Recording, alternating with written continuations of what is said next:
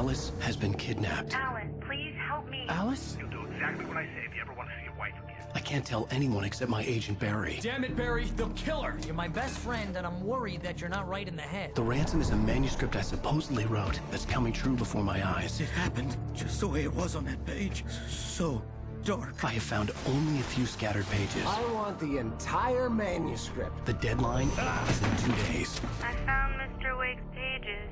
Good girl. How the hell did she get her hands on the manuscript anyway? I don't know. She's resourceful. I told you you were too hard on her. Listen, I found out all sorts of interesting stuff while I was digging around. Yeah. Mr. Wake, it's Sheriff Breaker. We have an FBI agent here, Agent Nightingale. FBI? He's anxious to see you. You'd better come to the station. Okay, I'll be right over, Sheriff.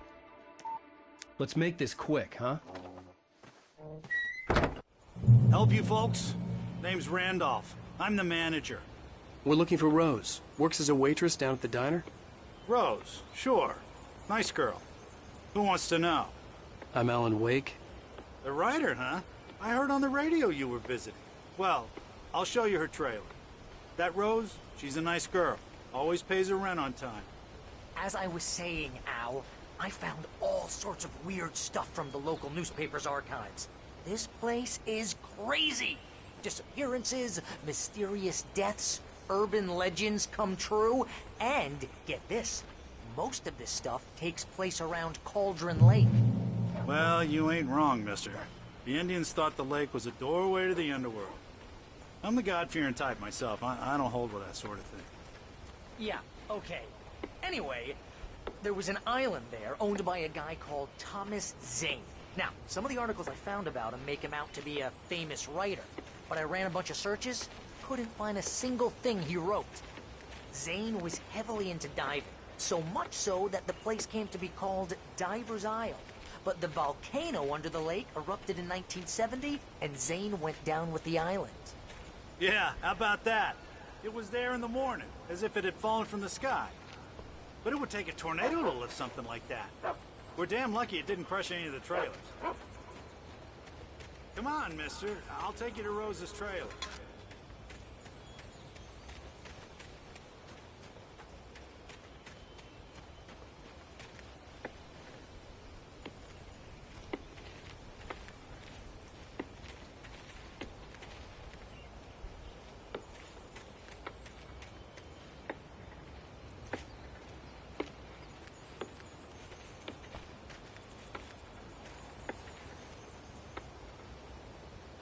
It gets better.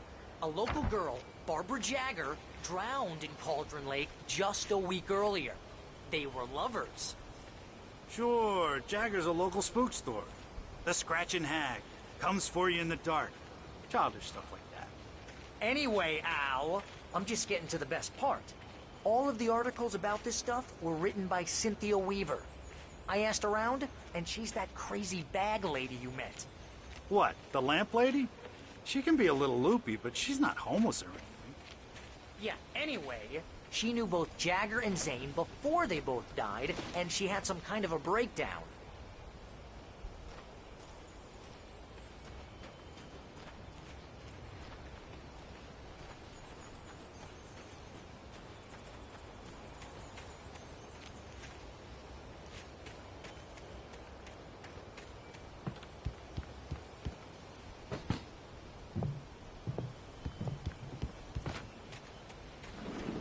Welcome oh dear, Mr. Wake. I'm so glad you're here. Rose, you have my manuscript? Oh yes. Yes. Please, come in. Hey, this is really good. Rose, Yes, my manuscript. I really need it. I understand. I know what you need. A muse to inspire you. Oh, for Barry? She doesn't have anything. Yeah, hey, Al? Al, what's... Oh... Barry! What? What?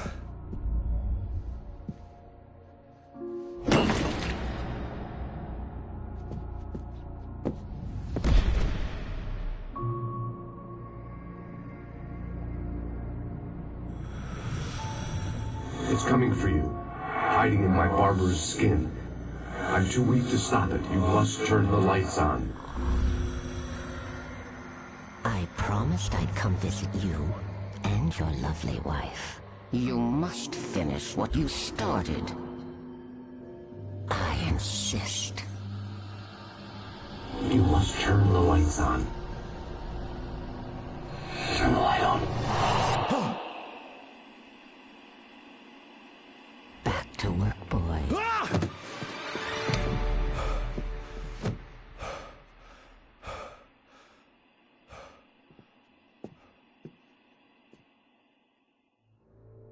I felt nauseous, hungover. Only anger kept me going. I can't tell reality from dream anymore, but it seems I have an imaginary editor to help me. She's an old woman in a funeral dress. I call her Barbara Jagger. She's very strict. I'm writing faster and faster. My manuscript is being heavily revised. The edits are getting very aggressive, and each day there's less of me and more of her. I hate it, but I know she's right. She promises me I can save Alice this way. She knows more of this than I do. About the complex incantation I'm attempting. About this place. She's worked with another writer under similar circumstances, Thomas Zane. The genre of the story seems to be shifting. It's turning into a horror story. I'm getting close. I can feel it.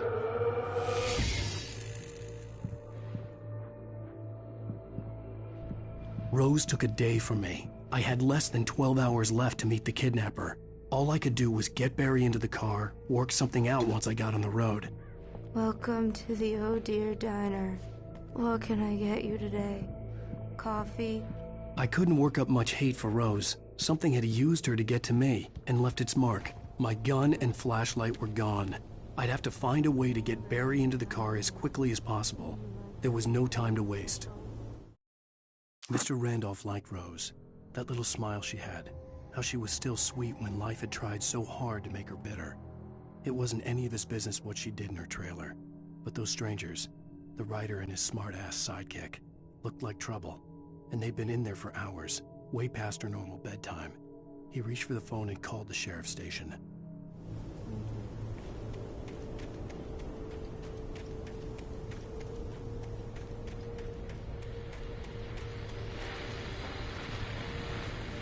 I just stepped outside to catch a breath of fresh air. Let me tell you, the weather's getting heavy. Nights like this make me especially glad I'm here talking to you and not home in bed. Once the weather takes a turn like this.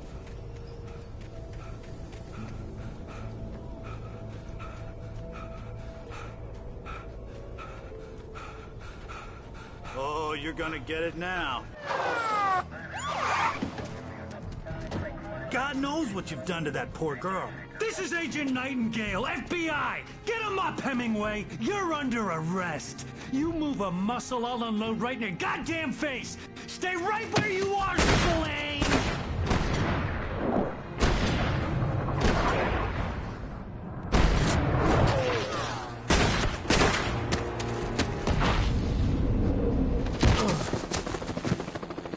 What are you?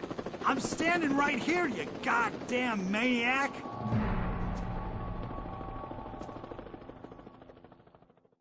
I hated to leave Barry behind, but there was no way I'd miss my appointment with the kidnapper. Give it up, Mr. Wake. Come on. Take it easy.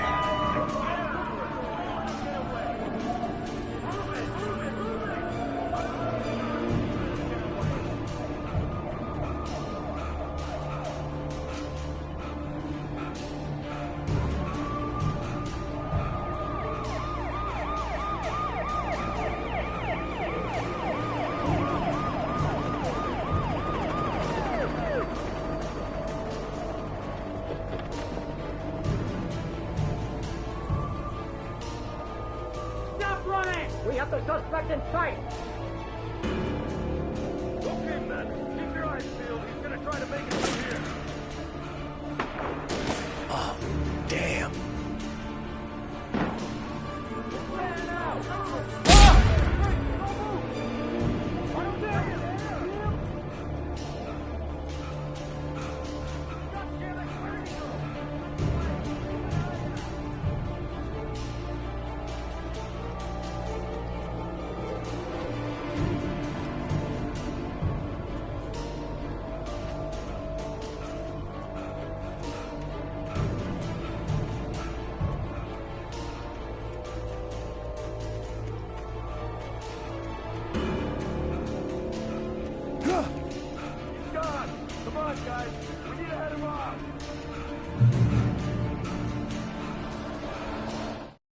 For decades, the darkness that wore Barbara Jagger's skin slept fitfully in the dark place that was its home and prison. It was hungry and in pain. It dreamed of its nights of glory when the poet's writing had called it from the depths and given it a brief, terrible taste of power and freedom. The rock stars had stirred it from the deep sleep the poet had sunk it back to in the end. When it sensed the writer on the ferry, it opened its eyes.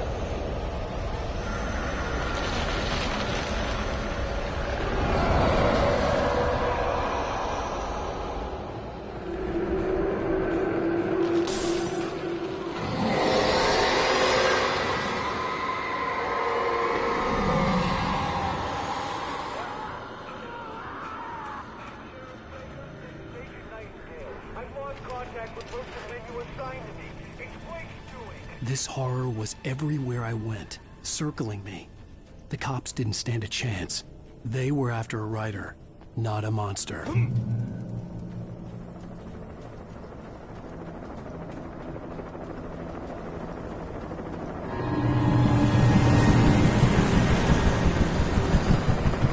on the ground.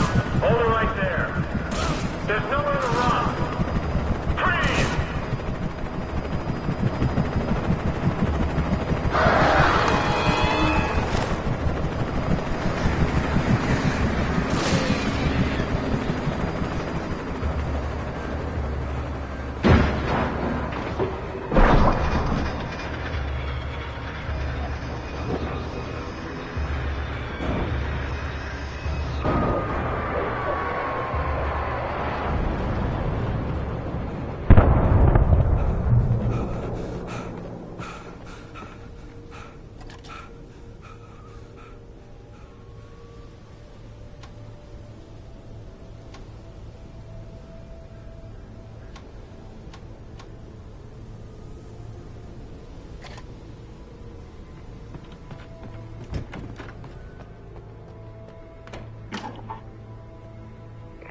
This is James. Mulligan, Thornton, come in. Over.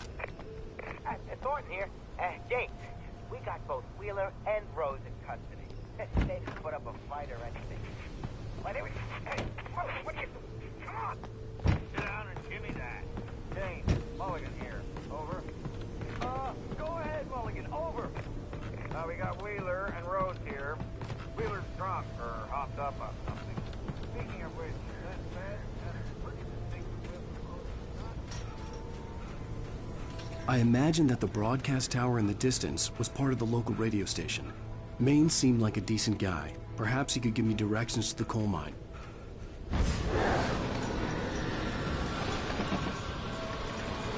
Unnatural shadows clung to the gate.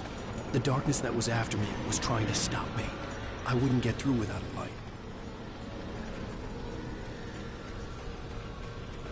There was no power to the searchlight.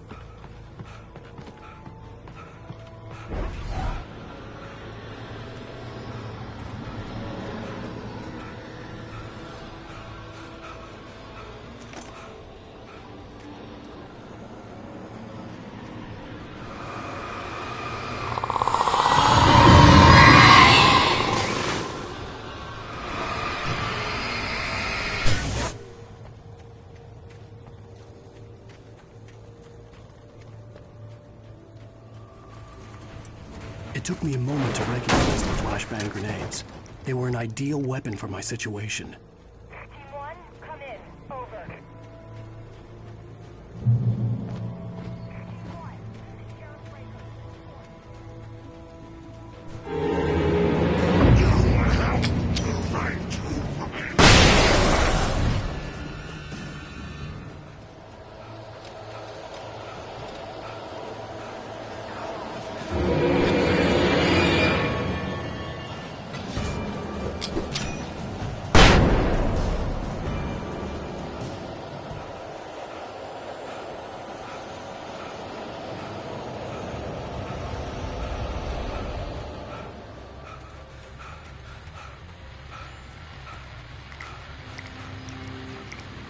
And here's another call. You're on KBF-FM with Pat Maine. It's Milt Peabody, Pat. What's on your mind, Milt? Well, I live near the trailer park, Pat, and there's a big ruckus going on over there. Well, that's just up the road from me, too. What's going on, do you know? I don't know, but there's a bunch of police cars there, lots of sirens, helicopters buzzing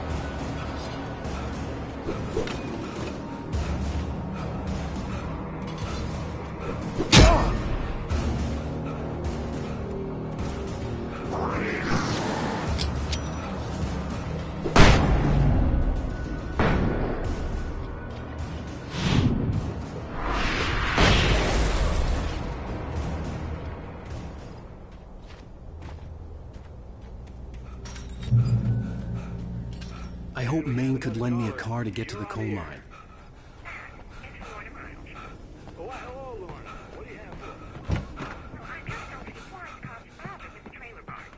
What do you mean?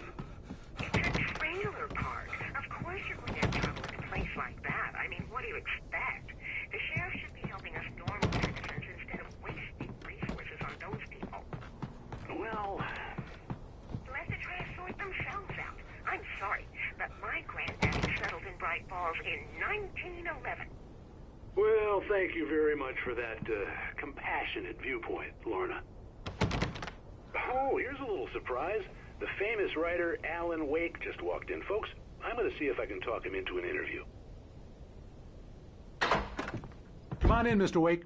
Oh, I'm so glad you could find the time to do this, Mr. Wake. Nowhere to run now, Dan Brown. You back away from me. Don't hurt it.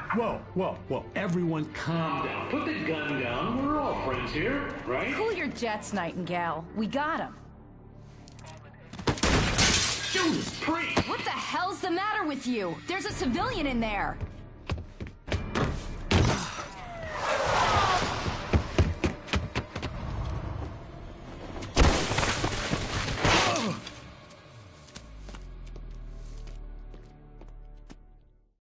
I'll get you yet, even if it kills me. You hear me? You hear me, H.P. Lovecraft? I had fallen off so many cliffs it was ridiculous. That's what you get for naming a book The Sudden Stop. It was probably good I hadn't had the chance to tell Maine where I was going. I'd have to lose the cops and find my own... Nightingale stared through the broken studio window into the dark woods. He turned around, started to walk out, but Maine grabbed his arm. "Young man, you almost shot me. You don't shoot off rounds at people like that. What's the matter with you?" Nightingale shook his arm free, marched out. His cheeks burned with rage and humiliation. Way to the mine.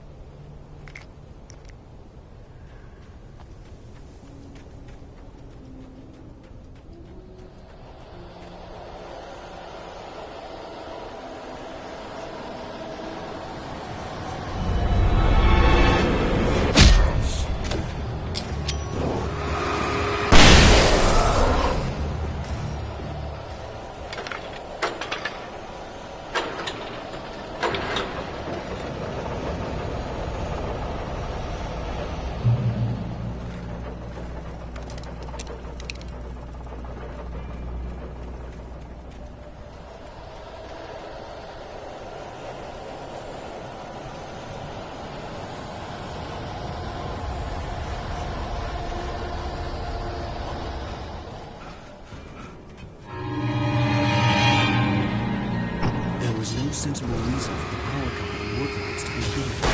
These places had been left for someone like me to use.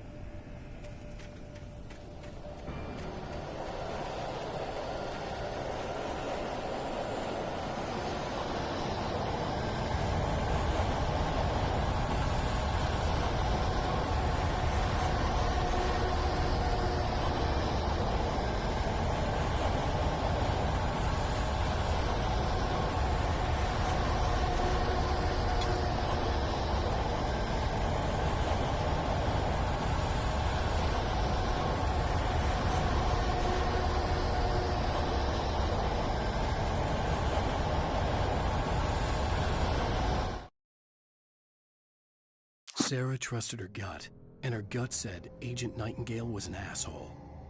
He felt wrong, And it wasn't just the smell of stale booze. It was in the way he flashed his badge, pulled rank, the look in his eyes when he wanted answers. Where was Alan Wake? What was this about an accident? Where was his wife?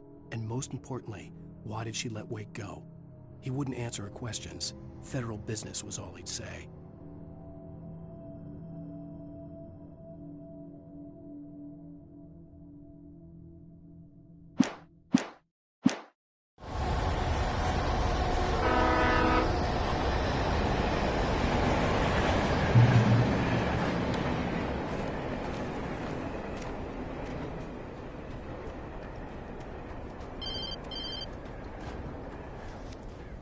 Hello? The most stubborn man I've ever met. Alice? Alice? Alan. Alan. I'm so afraid. Keeps me in the dark. Please help me. I look at you, Alan, and it's not you. Something else.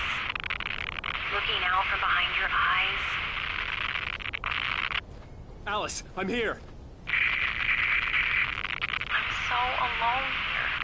It's all gonna go to hell. You need to be careful. Cooperate. The connection had been terrible, but that wasn't the only thing that hadn't been right with the call. She sounded wrong somehow, but she had called me. The pipe wrenched itself loose from the bridge's steel framework. Wrapped in darkness, it floated in midair, twitching. For a moment, I didn't understand what I was looking at. The heavy object lurched at me with impossible force. I threw myself out of the way, but just barely. When I turned my flashlight on it, it shook in a dark rage before it flew at me again.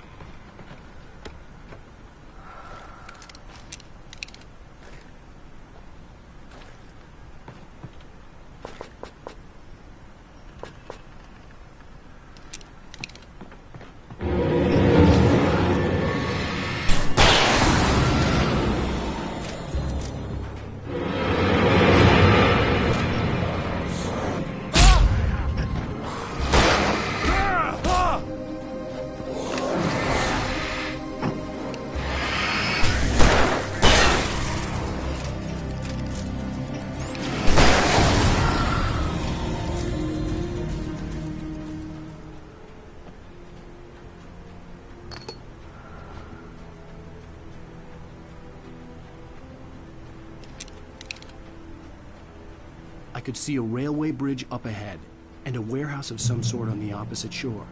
I hoped I could find a car from there.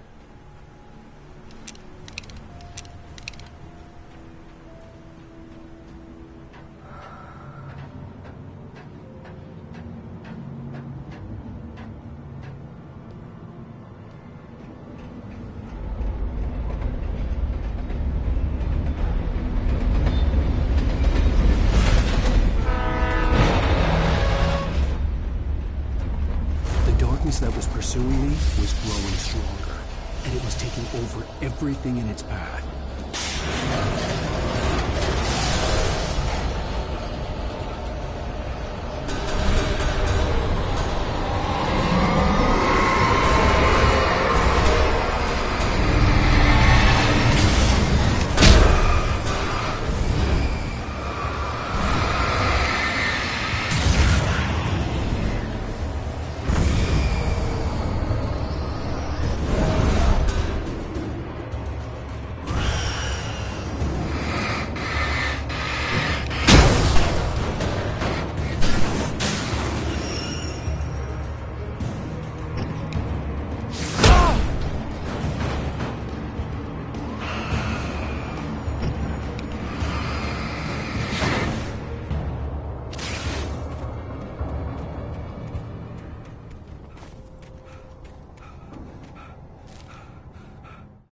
I slammed the door shut right in his smug face. He pleaded for me to open the door. True to form, the asshole actually thought I would obey. I had no sympathy left, no guilt either, not for him. I took a moment to savor the scream. I bet I had a smile on my face. It was all that I had time for. The dark presence was inside the lodge with me.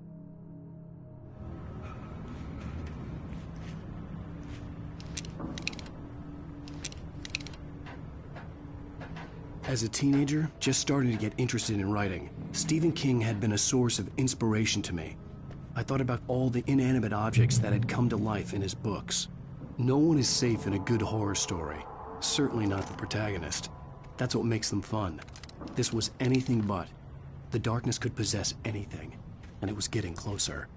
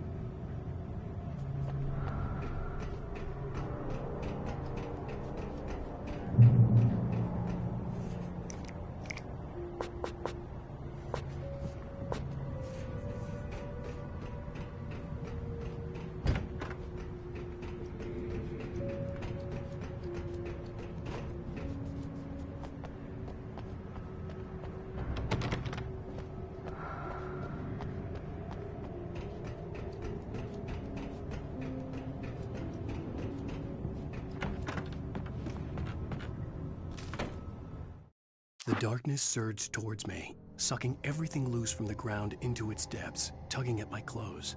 I saw the flare the kidnapper had dropped and threw myself towards it just as I felt my feet leave the ground. The darkness embraced me with the force of a tornado. Somehow I managed to light the flare. The darkness roared and cast me away. I fell toward the dark waters of the lake far below.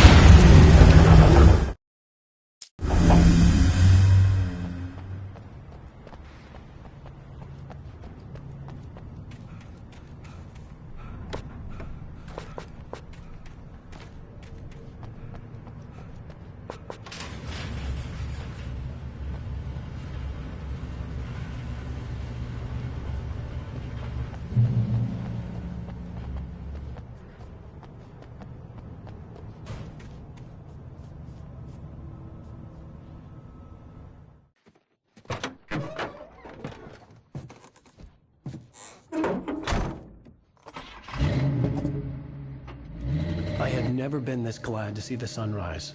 I had a couple of hours to get to the coal mine.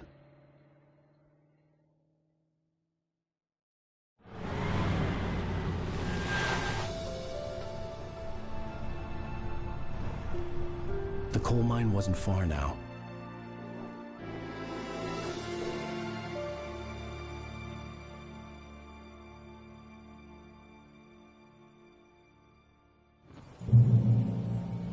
Today, I would meet the kidnapper, and he would give me Alice. I wouldn't give him any other choice. A drowning man will clutch at a straw.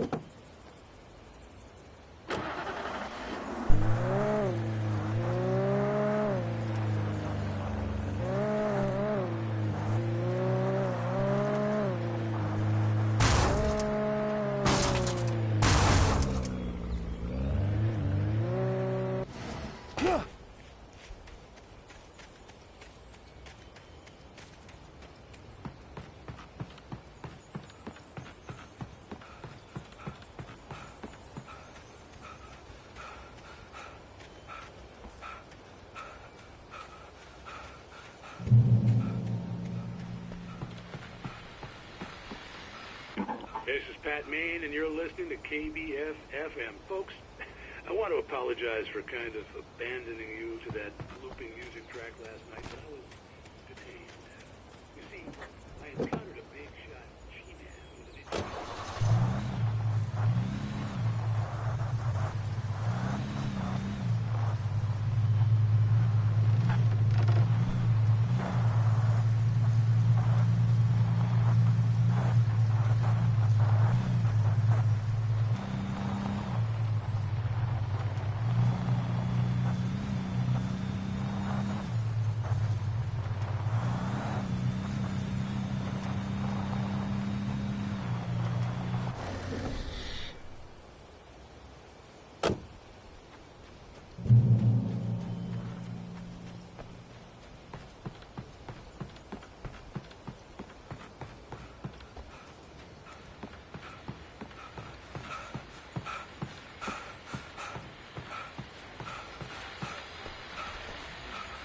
Welcome back to KBF-FM.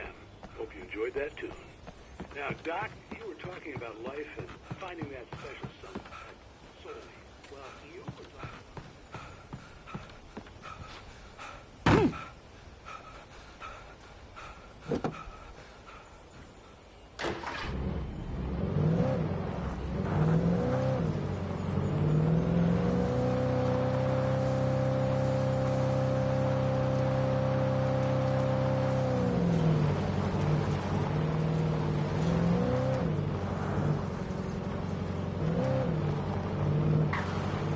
I was early.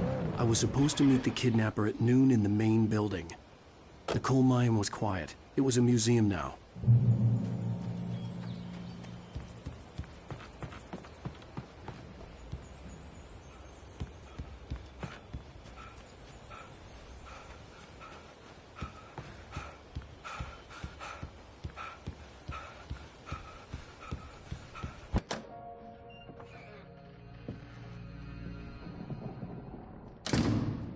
I didn't want to go outside. Cops had to be looking for me. The noon sun turned the place into a sauna. The day dragged on. Different scenarios ran through my mind. Ways of how I'd torture the kidnapper to get Alice back. Or the different horrible things he could have done to her. I imagined her dead. I had no way of knowing she was still alive. It was killing me. I was running on blind hope. It was all a waste of time. The bastard never showed up.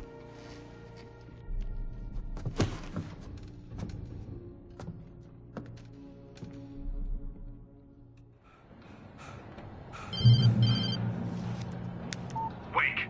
Where the hell are you? Change of plans. You know where Mirror Peak is? It's a big mountain north of where you are. You follow the path from the mine, you can't miss it. There's a lookout point there. I'll be waiting. I'm through being jerked around by You you. want to see your wife alive? Because if you do, you better watch what you say to me. Do we understand each other? I want to talk to Alice. Yeah, and I want the manuscript. Don't keep me waiting, Wake. Hello? Hello? Ah! I'm gonna kill him. I had to get to Mirror Peak.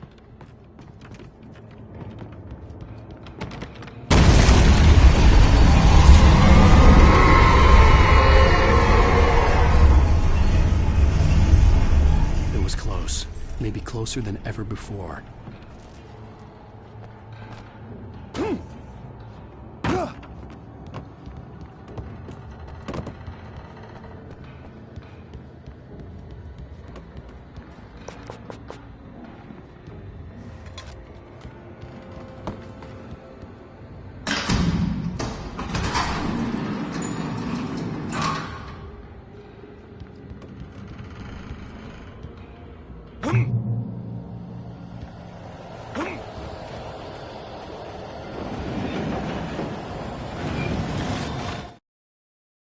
When Thomas Zane fell for Barbara Jagger, it happened fast.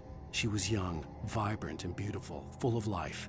He had never been a very happy man, and without any seeming effort, she had changed all that. Zane felt good for the first time in his life. Everything she did was another piece of a jigsaw puzzle he hadn't even known he'd been missing. And best of all, she made the words flow, strong and sharp. She was his muse.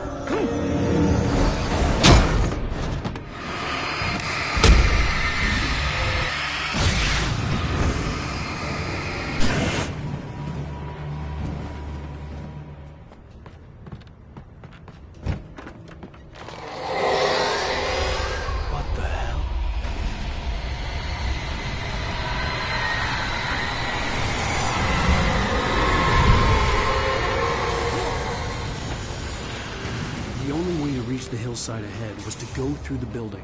I had to find a way to avoid electrocution.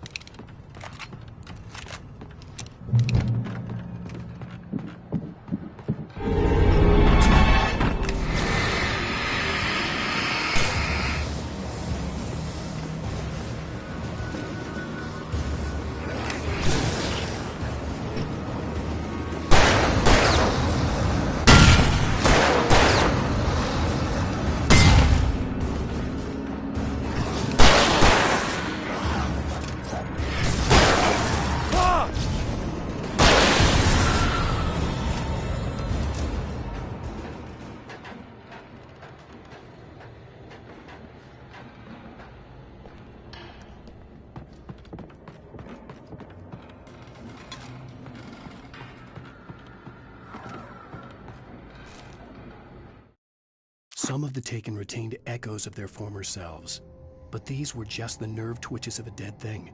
Nothing remained but a shell covered and filled with darkness. In most cases, these puppets were enough for the purposes of the Dark Presence. But for anything more elaborate, as with the writer, it was different. It needed his mind. And so rather than taking him over completely, it merely touched him.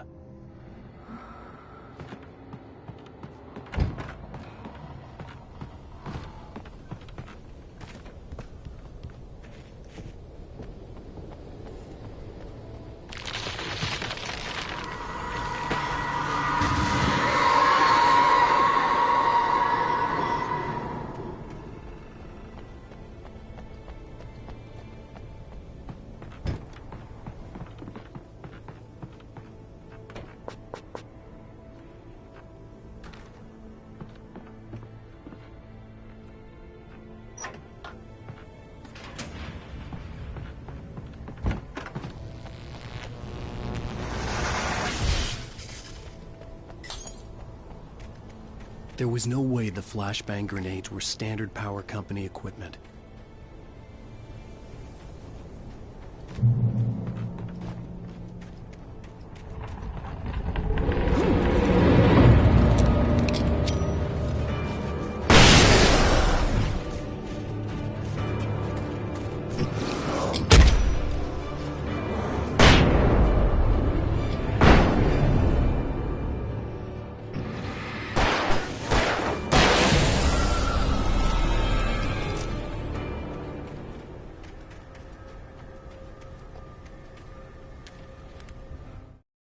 I stared through the bars of the jail cell.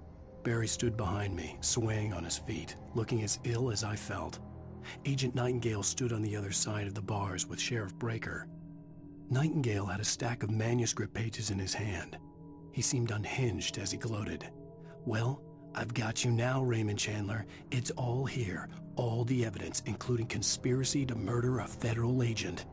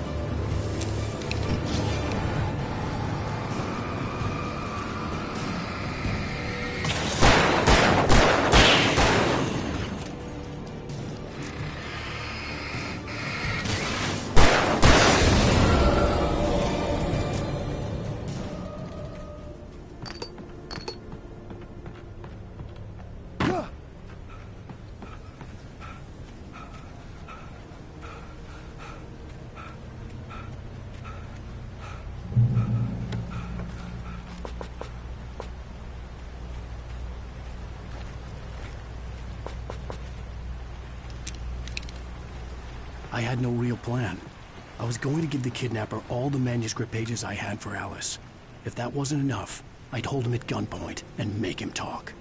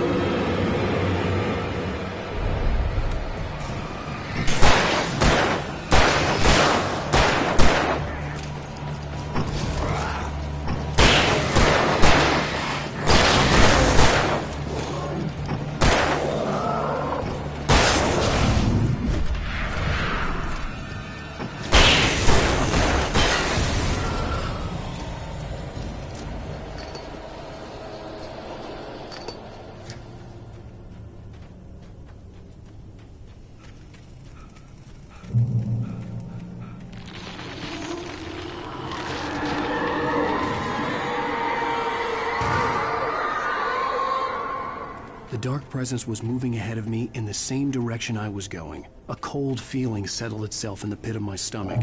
Was it going for Alice? The graveyard shift may cause cancer.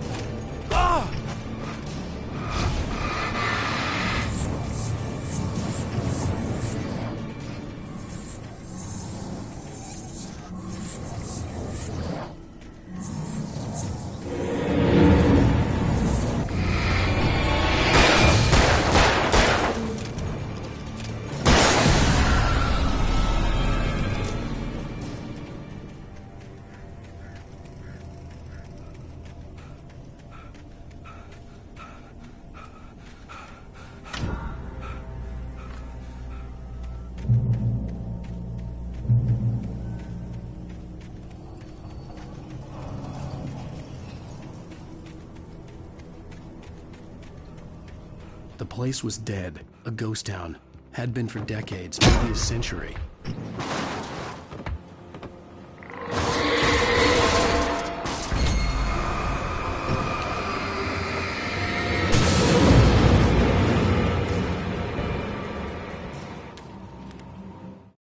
Things were never as simple in real life as in fiction. I had lost count of the times I had wished there'd be a clear reason for my writer's block. Something to fight.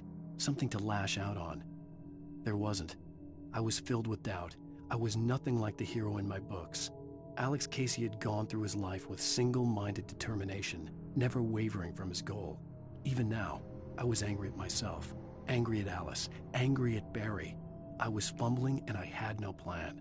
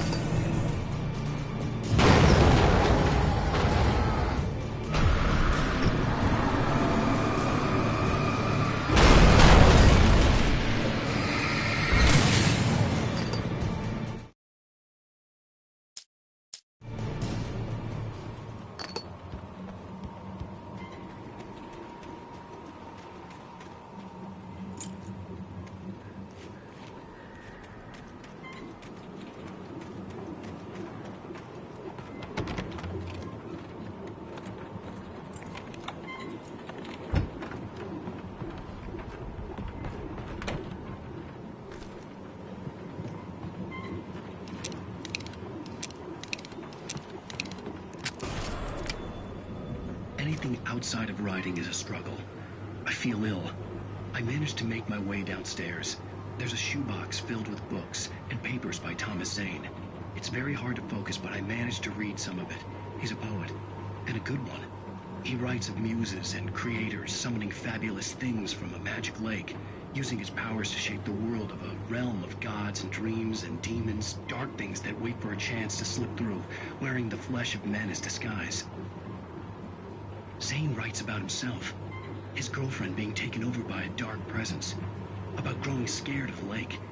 Zane believes it's a mirror to the gaping void of darkness above, where some Lovecraftian presence lurks. I crawled back upstairs. I'll borrow these things for my story. They ring true. They fit.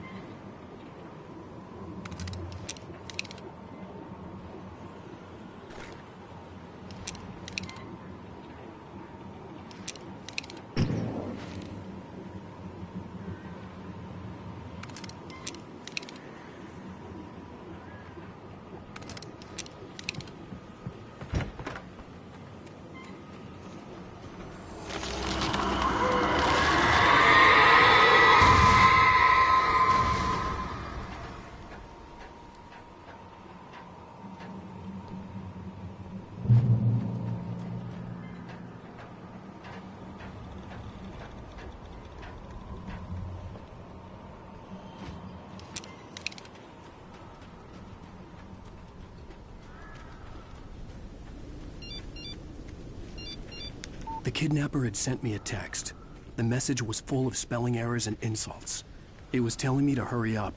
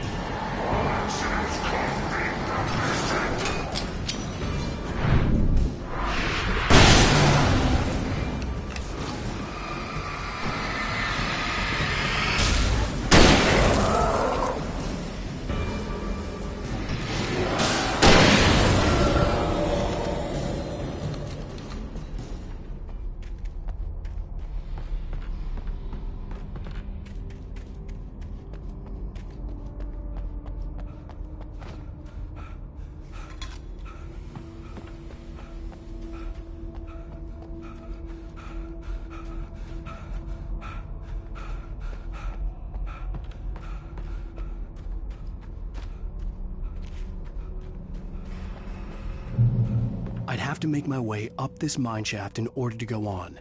Maybe the machinery could help me with that.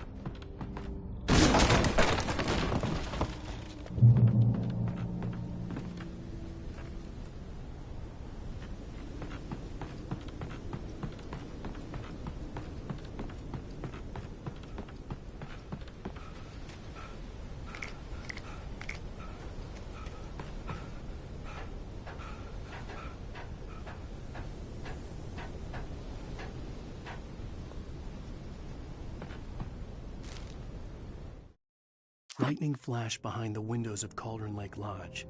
Tor Anderson laughed and held the steel hammer above his head. Nurse Sinclair was trying to calm him down without success. Tor grinned madly and shouted, "My hammer's up. Here's a friendly poke from Molnir, wench." He brought the hammer down with all his might on Sinclair's head. "We're on a comeback tour, baby."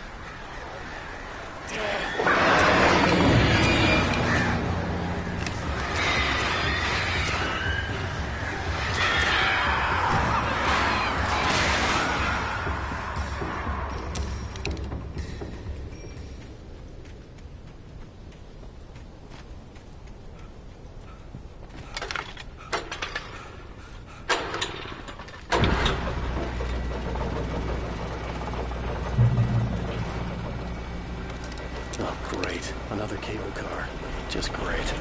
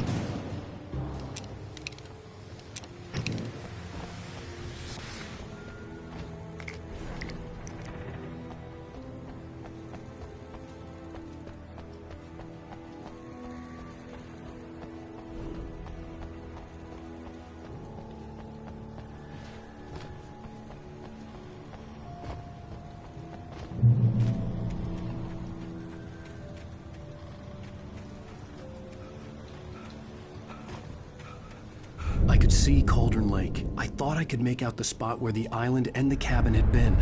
There was a light near it. It had to be a boat.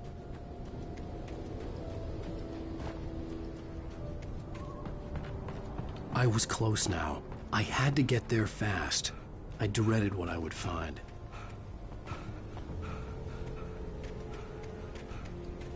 Wait! Are you? Wait! Hey, I'm here! I'm coming! No! Get away! Sorry. Please, wait! The boss didn't know who he was messing with. I didn't know. I swear, I didn't know. We don't have his wife. We don't know where she is.